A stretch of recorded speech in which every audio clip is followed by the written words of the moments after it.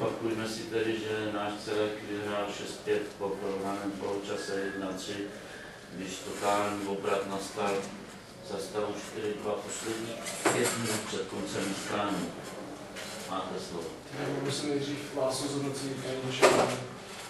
Tak zamerali sme sa na defenzívu a riešili sme breaky, ktoré sme aj dotiahli v prvom polčase. Prvý polčas hráči dodržiavali taktické pokyny. Druhý polčas bola tá istá taktika s tým, že sme sa zamerali takisto na defenzívu. Vedeli sme, že budete hrať powerplay, alebo že budete na go hrať powerplay, vedeli sme akým štýlom. Mali sme video, rozhovor. Bohužiaľ to nevyšlo, no. Vyhratý zápas sme prehrali. Asi tak. Já musím říct, že nejsem spokojen, protože nečekal jsem, že ten první zápas, že ten první poločas prostě prospíme. Vyloženě jsme propasili ten poločas. Kluci prostě viděli, normálně jsme viděli, nebo bylo jasný, že jsou tam 2-3 hráči, kteří prostě rozhodují o tom.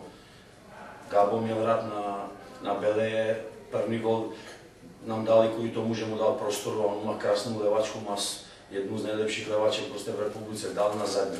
To byla druhá věc, na kterou jsme prostě upozornili, že Tango všechno dává jakoby do prázdní kasy nebo do zadní. Tam zase Kajo nepokryl to a hrajete proti super týmu a prohráváte razem 1-0, tak to se tak snadno prostě neotočí ten výsledek, jo? Protože jsou tam současné reprezentanty, jsou bývalí reprezentanty, kteří umí držet ten balon, jo? A vy musíte tvořit něco, otevírat se vám prostor, oni pak zase přes breaky nám dali balon, gol. Další gol, Siket ztratil balonu prostřed tam uklouzl kvůli reklamě nebo nevím co, byla blbá pomalá přihrávka, šli sami na brankáře, další gol. Jo? Neměli jsme nic jiného, nebo neměl jsem šanci nic jiného vymýšlet, než prostě, aby jsme hráli powerplay. Samozřejmě, že to byla možnost, kdyby jsme vedli, že zase bych vytáhl golmana, aby jsme je dostali pod tlak, ale dneska dostat Tango pod tlak nebylo nijak jinak, než prostě z powerplay. Prostě jsme šli tomu šesti naproti powerplay, jako umíme hrát, ale vždycky já říkám, že ten powerplay se musí bránit blbě, aby se otočil takový výsledek. Jo. Samozřejmě, že jsem za to strašně rád, protože o poločase byla velká bouřka v kabině a myslím si, že trošku i komentátory České televize to i uslyšeli a tak dále, ale jinak prostě to nešlo, jo, protože takhle se nemůže prezentovat klub doma před domácím publikem, kde byla slušná návštěva, před televizníma kamerama a my jsme byli takový úplně jalovi. Jo. Tak prostě jsme otočili to a když už bylo 4-4, hodně hráčů prostě chtěli, aby jsme, nebo měli obavy, aby jsme dostali nějaký blbý gol. Prostě já jsem řekl, že to nám pomohlo otočit výsledek a musíme jít tomu až do konce. Prostě. No, viděl jsem riziko, že může se stát, že nám dají do prázdné kasy, ale když už jsme otočili takový výsledek, tak jsem čekal, že spíš oni budou mít tu psychickou deku než my, aby jsme se bali o to a zaplať pánbůh, že se to tak udělalo a prostě jsme vyhrali. Já se chci zeptat vás, jestli vás třeba nemrzí to, že jste nevyužili ty 4 fauly, které Banago mělo hnedka na začátku druhého poločasu? Tak určite hráčov som nabádal, aby si dovolovali jeden na jedného, proste aby riešili jednu činnosť z jednotlivca, jeden na jedného súboje. Proste niektorí hráči sa boja, alebo nemajú takú kvalitu. No a bohužiaľ nevyšlo to. Ako určite sme mohli riešiť súboje a ísť na tie fauly, ale tak to nebola zastava. Taká skôr ma mrzí bránenie proti powerplay Banaga, kde urobili hráči niektoré chyby. Nabádal som ich, aby vykrývali tie krížne lopty, kde dával Fillinger, z toho sme dostali dá sa povedať 2 góly takým spôsobom a vlastne ešte z jednej štandardnej situácie sme dostali 1 gól na zadnú. To sú také chyby, ktoré by sa nemali opakovať. Sa trénuje, akým spôsobom majú brániť tieto štandardy, alebo proste powerplay, proste nedodržali niektorí hráči, preto boli aj zriedaní. Bohužiaľ vyšlo to, je veľká škoda, ale proste potrebujeme aj my, ale ostatní súperi, lebo okrem Chudiny je tam všetko nabité, takže 1-2 zápasy sa prehrajú a stále sa hrá o vypadnutie, čiže asi tak. Jmenuji poslední věc, jestli můžeš komentovat výkony 2 hráčů.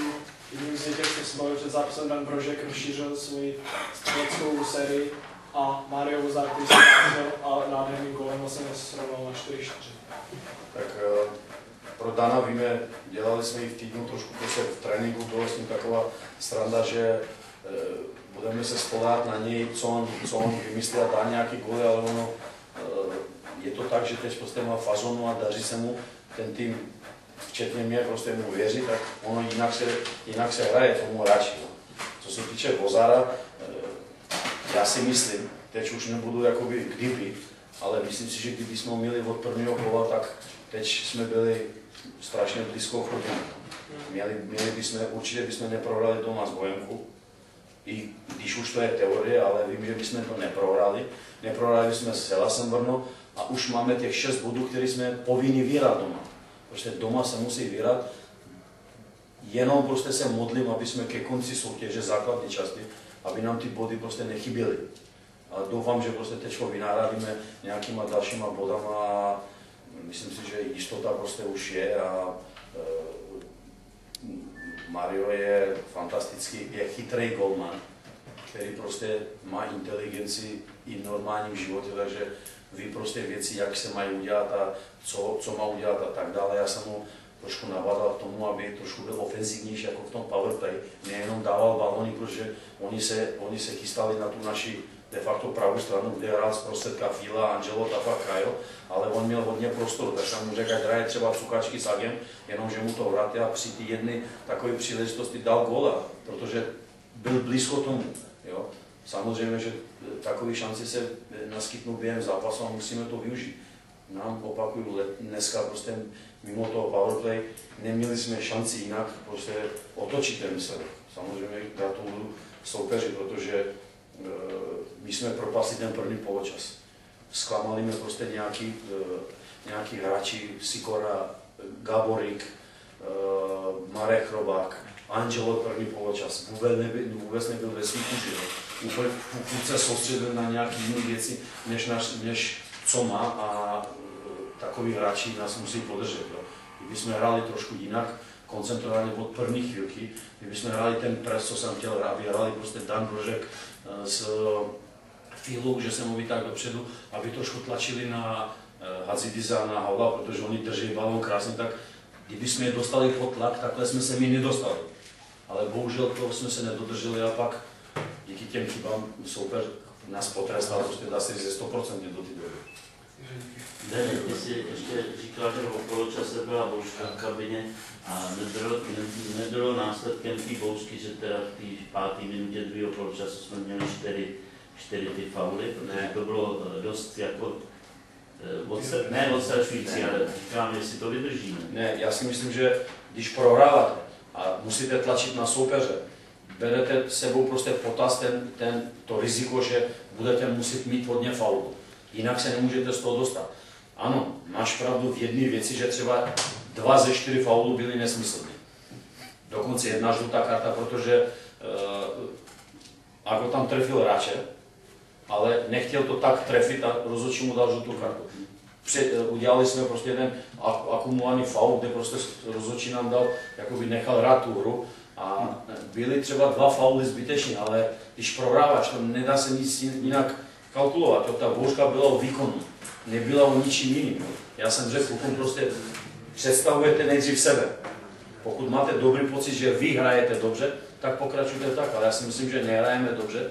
Začněte to nejdřív od sebe, tu prezentaci pro sebe a pak pro klub. A myslím si, že druhá půle prostě byla od nás jinak, i když samozřejmě chyběly nám tam hodně ty prvky, co prostě hrajeme normální hře, ale když prohráváš o 2-3 góly nebo 2 góly, tak nic jiného než bojovnosti si myslím, že nedokážeš otočit. Děkuji.